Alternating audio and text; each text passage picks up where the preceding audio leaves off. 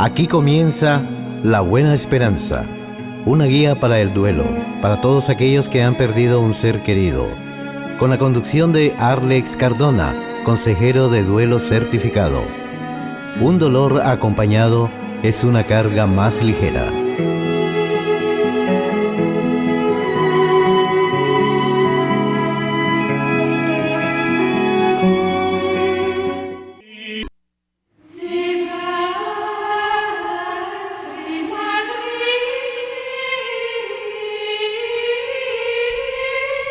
Bienvenidos, queridos hermanos, una vez más a nuestro programa La Buena Esperanza, un grupo de apoyo para el duelo. Mi nombre es Arles Cardona, consejero de duelo certificado. Y antes de iniciar nuestro programa haremos nuestra oración de la Buena Esperanza. Jesús mío, que con la advocación de la Buena Esperanza haces repetidos llamamientos al corazón de los pecadores, venme a mí, el más miserable de ellos, postrado ante vuestra imagen.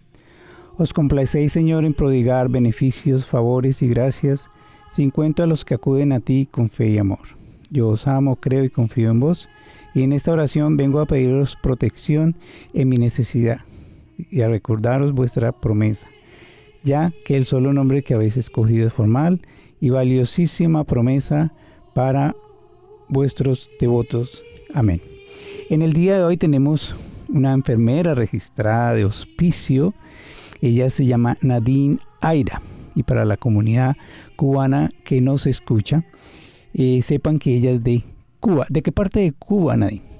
Hola, Alex. Gracias por invitarme a tu programa primeramente. Bueno, soy nacida en Camagüey y luego ya me llevaron a La Habana, donde fui criada, y después emigramos a este país. ¿Estudiaste enfermería en Cuba o acá? Estudiamos enfermería en Cuba y luego acá también. ¿Qué te nació estudiar enfermería? ¿De dónde nace esa vocación? Pues la conocí trabajando en un hospital. Allí no sabía todavía realmente qué quería hasta que conocí lo que era realmente trabajo de enfermería y fue lo que decidí. ¿Y una vez te graduaste, entraste a estudiar con hospicio o estuviste otra clase de experiencia antes o hospicio te gustó desde un principio? ¿Cómo funciona eso? No, hospice lo conocí ya en este país. Fue cuando conocí lo que era realmente el trabajo de hospice y realmente me gustó porque hay que tener mucha compasión. No todo el mundo tiene esa vocación para ayudar a los pacientes de hospicio como tal y a la familia en un proceso tan doloroso como es el final de la vida de un paciente. Es muy grato para nosotros tenerte en nuestro programa porque hoy vamos a tocar un programa o un tema que es muy, muy, muy sensitivo, ¿no? Aquellas familiares que tienen un pariente, ¿no? Ya sea en un nursing home o en una assisted facility o en hospicio o en la casa o en el hospital que está en el proceso final, digamos, ¿no? De su vida. Entonces yo quiero que tú nos expliques un poquito qué cambios o cómo uno como familiar puede reconocer y decir, ya este pariente mío, ¿verdad? Está en su etapa final. Entonces más o menos indícanos cuáles serían esos cambios físicos o psicológicos o conductuales. Explícanos un poco para nuestro público que quisiera saber o que tiene parientes enfermos. Bueno, al final de la vida de un paciente empiezan a ocurrir muchos cambios físicos en la persona que vamos a estar cuidando. Muchas veces las familias, generalmente las familias latinas, insisten mucho en que el paciente coma. Creemos que con eso vamos a curar al paciente, pero realmente en eso, esa es la parte que entra y juega hospice. O sea, los enfermeros de hospice y todo el grupo de hospice, es un grupo grande. Está el médico, está la nurse practitioner, están los enfermeros, las muchachas que proveen los cuidados del baño, los voluntarios en la parte de bereavement, que sería la tuya, están los social workers, el capellán, la nutricionista. O sea, el equipo como tal juega un papel importante en este periodo donde enseñamos a la familia cómo identificar todos esos cambios físicos que van a ocurrir con el paciente. En estos cambios físicos empiezan a aumentar las horas de sueño, el paciente pierde el deseo de comer, para explicártelo más para que las familias entiendan. O sea, ellos pierden el interés por los alimentos. A veces queremos darles más comida y vemos que ellos no quieren. Ahí es cuando la enfermera de hospice explica y educa a la familia de que hay que ofrecer en pequeñas cantidades, generalmente las comidas que más les gustan a los pacientes, sin forzarlos a comer. Porque cuando forzamos los pacientes a comer, ahí es cuando vienen las neumonías por aspiraciones y entonces vienen las complicaciones de los pacientes. Claro, porque ellos sienten como ese temor de que se me va a morir de hambre. Exacto. ¿Verdad? Está muriendo de hambre. Y es porque me imagino yo que el organismo empieza a apagarse los órganos y entonces es donde empiezan... el no comer, ¿es de una o realmente es paulatinamente en el cual, por ejemplo, lo último que dejan son líquidos y van dejando las comidas sólidas, o cómo funciona eso? ¿O es de una vez que dice ya chop down mi sistema digestivo ya no soporta más, o es lento? O sea, depende clínicamente la enfermedad del paciente. O sea, por ejemplo, los pacientes con Alzheimer, ellos pierden totalmente el interés a las comidas, olvidan que comieron y olvidan el tragar. O sea, ahí es cuando entra un papel muy importante de la familia. Llamar primero que nada al paciente por su nombre, porque es lo que ellos se ven identificados por su nombre, y decirle y recordarle todo el tiempo: vamos a comer, vamos a tragar, y así el paciente va tragando porque lo vas estimulando.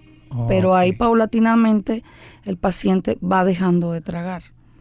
Entonces cuando los pacientes, ya llega un momento en los pacientes con Alzheimer generalmente, que ya el paciente no puede tragar, y es cuando la enfermera ya le dice, ya no puede. Entonces las familias hay que educarlas mucho en este tema. Otros pacientes, como los pacientes con cáncer, van perdiendo el interés en la comida. O sea, no sienten el deseo de comer. Le vamos ofreciendo cositas frescas. Generalmente empiezan por las comidas regulares, van cambiando a las comidas suaves hasta que llegamos a la etapa del puré, porque se les es más fácil el tragar. O sea, no tienen que hacer el esfuerzo de estar masticando porque se van cansando. O sea, el paciente se cansa solamente porque el comer es un ejercicio para ellos y se cansan. Entonces ahí es cuando le vamos a ofrecer las cosas poco a poco para que ellos vayan comiendo y más frecuentemente. O sea, no quiso comer ahora, más tarde le ofrecemos algo suave, fresco, igual se le va ahí, pero no se fuerza al paciente a comer, solamente se le ofrece. En estos días visitaba yo una paciente, inclusive tiene 93 años, y me decía que ya no le provoca comer. O sea, ella lo único que come es cereales o avenita o cositas así, o galletitas, pero ella está bien. O sea, generalmente pues ella está bien, no es que esté postrada en una cama ni nada de eso, ¿no? Está bien. ¿Es normal en los adultos mayores que pierdan ya ese gusto de comer? Sí, ellos pierden y se inclinan más por lo dulce. Si realmente visitas pacientes ya en la tercera edad, pero una tercera edad ya avanzada, 93, 94 años, vas a ver que generalmente tú le ofreces algo dulce y algo salado y se van a ir por lo dulce. O sea, y más así las galletitas, los cereales, porque son como cosas más suaves a la hora y más rápidas de comer. Porque ellos se cansan.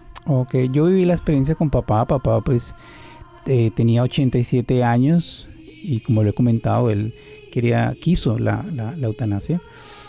Pero él también lo vi en la última semana en esa situación que ya no, me decía, no me den nada, yo ya no quiero nada, no quería comer. Se cansan. ¿Qué otros cambios podríamos notar dentro de...? Van a haber cambios en la piel, o sea, pero ya en una etapa final total. Van a ver lo que llamamos clínicamente periferal cianosis, o sea, los deditos de las manos, de los pies, empiezan a ver un cambio en la coloración. Ahí es cuando el enfermero se da cuenta de que el paciente está llegando a una etapa terminal. ¿Son pálidos, morados o cómo? Los deditos se empiezan a poner como moraditos, primero rojitos y luego cambian a moraditos. Ahí entonces viene el uso del oxígeno para oxigenar un poquito la sangre del paciente. A veces funciona, a veces ya estamos en una etapa ya tan avanzada que ya es el final como tal.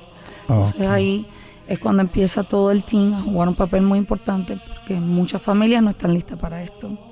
Claro. Y es una etapa muy fundamental en la familia y en el paciente, porque ellos están escuchando. A pesar de que el paciente va a ir perdiendo todo, como el hablar, va a caer en un sueño profundo, que es lo que clínicamente le llamamos que el paciente está letárgico, pero el paciente está escuchando todo lo que está pasando a su alrededor. A pesar de no poder comunicarse y no decir, hola, estoy aquí, él sabe lo que está pasando. Por eso es tan importante hablar con ellos, dejarles saber, todo va a estar bien, nosotros vamos a estar bien, porque a veces eso le crea ansiedad al paciente. Ellos saben que se están yendo y crea una ansiedad en ellos, porque no, ¿qué va a pasar cuando yo no esté? ¿Qué va a pasar con mis seres queridos, con las familias que están alrededor mío? Entonces es muy importante en ese momento que las familias, no todo el mundo va a estar listo, no todos estamos listos para eso, aunque digamos ya estamos listos, no. Cuando llega el momento no están listos. Y entonces, pero la familia tiene que hacer una pausa y decirle, ok, todo va a estar bien, donde tú llegues va a estar bien todo y nosotros vamos a estar bien. Por así el paciente está escuchando y esté tranquilo. O sea, espiritualmente él va a estar tranquilo. El despedirnos, digamos, Sí, le va a dar una tranquilidad. Dentro de tu experiencia, cuando uno escucha decir, mi papá o mi mamá estaba esperando a mi hermano o a mi hermana que estaba en tal país o donde sea, y una vez los vieron y compartieron, ¡pum!, se van. ¿Tú qué crees de eso? ¿Es casualidad o realmente uno llega a querer ver a todos después irse? ¿O cuál es tu experiencia o qué opinas?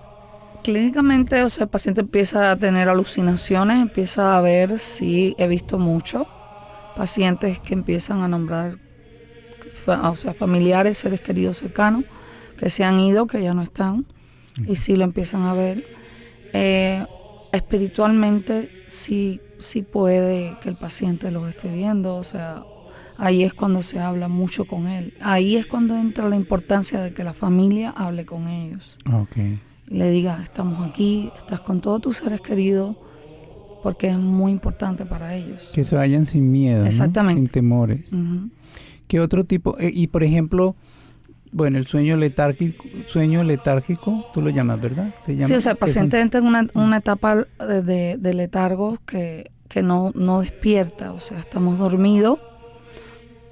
Se le pueden administrar, o sea, se le administran narcóticos por la falta de aire que tiene el paciente o porque el paciente tiene mucho dolor, pero hay pacientes que no. Hay familias que dicen no queremos los narcóticos porque, y nosotros les explicamos, funciona para aliviar la falta de aire o para aliviar el dolor, pero la familia rehúsa a usarlos y está bien. O sea, todos los deseos del paciente y los deseos de la familia serán cumplidos en esa etapa. Pero hay que educarlos, y hay pacientes que no están bajo narcóticos y expresan que están viendo los seres queridos, o llegamos y la familia dice, durante la noche nombró y que estaba viendo los seres queridos, y nosotros le decimos, es normal, espiritualmente es normal. ¿Se puede perder el sueño o no? No es un fenómeno que pase, sino siempre es lo contrario. No. Mucho sueño. Ellos entran en ese letargo ya al final de la vida. Porque se va apagando, ¿no? Sí. Se va apagando. Exactamente.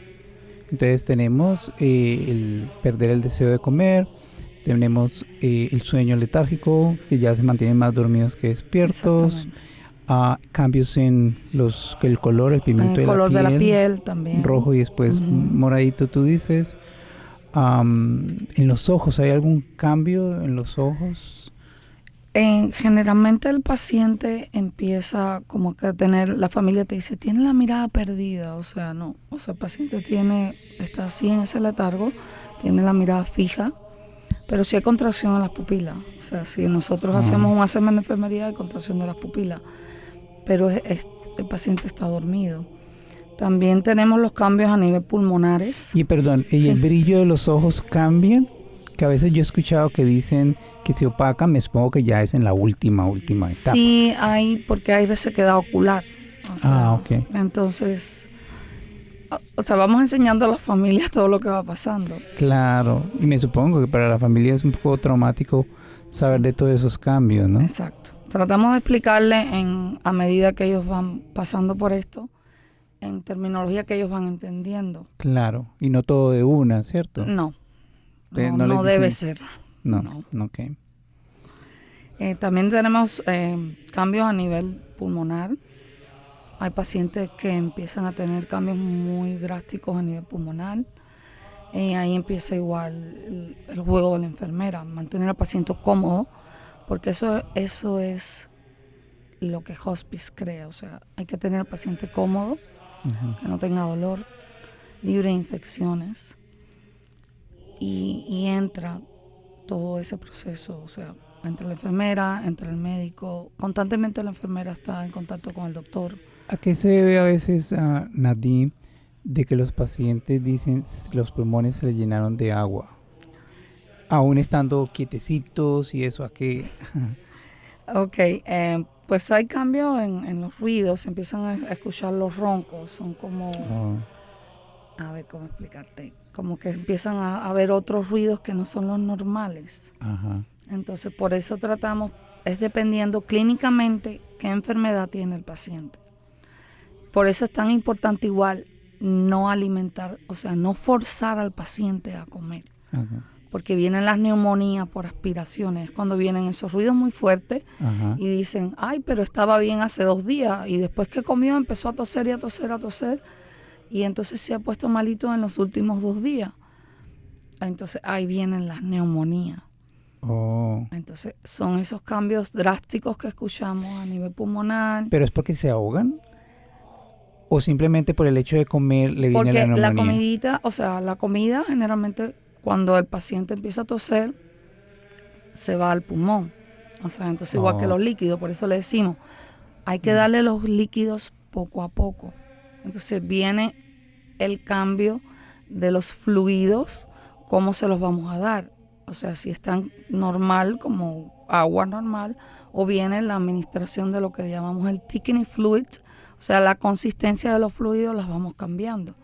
Ok. Entonces, que es un polvito que usamos para el espesor de los fluidos, cambiarlos a más grueso, como néctar, empezamos como los jugos, después cambiamos a honey, la consistencia honey como la miel, le vamos aumentando el polvito, o la consistencia puré, es cuando ya el paciente la inhabilidad de tragar está muy, muy avanzada. Entonces ya se lo damos en consistencia puré todos los líquidos. Todos los líquidos. Ujú.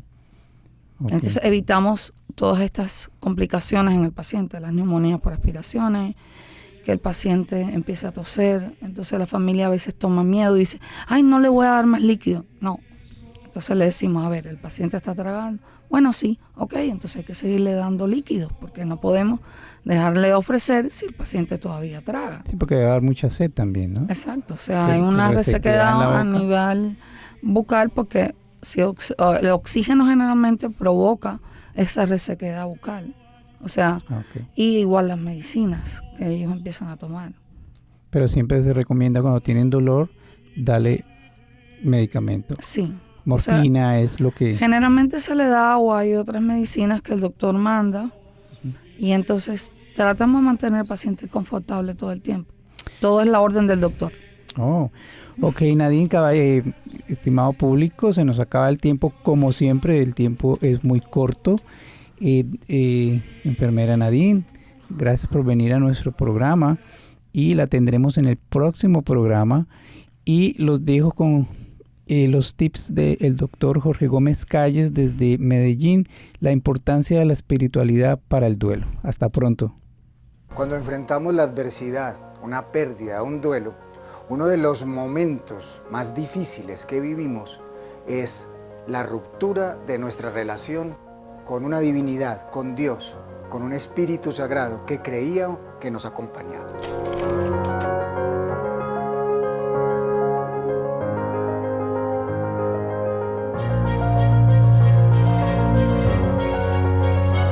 Uno de los graves problemas que tenemos con Dios es que le damos características humanas y le pedimos que cumpla lo que queramos dentro de nuestras características humanas. Sana tal, cura tal. Y si no ocurre lo que nosotros queremos que ocurra, entonces empezamos a pensar en discapacidades o defectos de Dios. Es sordo, no me ha escuchado mi oración. Es ciego, no me ve. Es desmemoriado, no se acuerda de mí. Además es un narcisista, está haciendo que yo sufra o mi ser querido sufra para que yo dé testimonio de él. Me pone a prueba, es un juguetero. Es injusto, ¿por qué me dio esto a mí o mi ser querido y no al que roba, al que mata? Es visco, porque le dio a este y no a este. Tiene tantos problemas que terminamos peleando, no con Dios, sino con nuestra idea de Dios. Elaborar un duelo requiere de una altísima dosis de conexión espiritual. Y la espiritualidad no tiene que ver con una religión, tiene que ver con una conciencia plena de que somos más que este cuerpo físico. Que la vida no solo se determina por sustancias químicas, por hormonas, por dinero y por el tener. Cuando se acabe el tener, ¿qué queda? Así que se requiere una altísima dosis de humildad espiritual. Esto es más grande que yo. Esto me supera. Esto no tiene respuesta humana, tiene consuelo divino. Me rindo. Si usted quiere tener paz en un momento de adversidad, ríndase a la necesidad de respuesta y recoja todo un amor que viene a su corazón. Elaborar un duelo no es encontrar respuesta al por qué ni al para qué, es encontrar un abrazo al dolor que está ocurriendo hoy. El suelo se abre cuando no está en duelo y el suelo se traga la vida de uno. Es como si fuera un vórtice, un tornado que se traga absolutamente todo, no solo las pertenencias, sino los recuerdos, las historias, y uno se va allá adentro. Y allá afuera, en el borde, están las personas diciendo ven. Cuando elaborar un duelo, si usted quiere acompañar a alguien en el duelo, no es decirle ven, sino meterse allá adentro. Y mientras tanto, pensamos y sentimos que nuestros seres queridos están en un cielo cada vez más lejano. ¿Qué dicen las personas en duelo? Yo sé que mi ser querido está bien en el cielo, pero yo acá estoy llevado. Aquí estoy lleno de dolor. Para elaborar el duelo hay que traer el cielo al suelo. Nos enseñaron al revés, que yo debería mandar energía hacia el cielo. Quien está triste está en este mundo. Quien tiene dolor está en este mundo. Así que hay que recuperar piso, volverle a dar sentido a la vida. Así que invoque la energía del amor para que venga a darle aquí paz. Invoque y no tenga miedo de invocar y hablar con su ser querido, diciéndole que es usted el que necesita o la que necesita paz. Tráigale luz a la noche oscura y con esa luz encontrará un camino para volver a salir a tierra firme. Y en tierra firme camine despacio, porque el suelo sigue abriéndose, pero a pesar de eso, usted ya tiene nuevas herramientas. Fe, una nueva fe, no de un Dios que le incumple, sino que le sostiene. Gratitud, debido a que usted se está convirtiendo en un ser humano cada vez más amoroso. Y esperanza, porque en la esperanza somos capaces de crear nuevos mundos posibles. Si usted quiere que este proceso de dolor sea más pacífico, invoque una energía que serena. Dios no es la fuerza que cumple tus deseos, sino que es la energía que abraza tu alma cuando todo se ha derrumbado. Llegó la hora de otra visión hacia adentro, no hacia afuera. Chao, chao.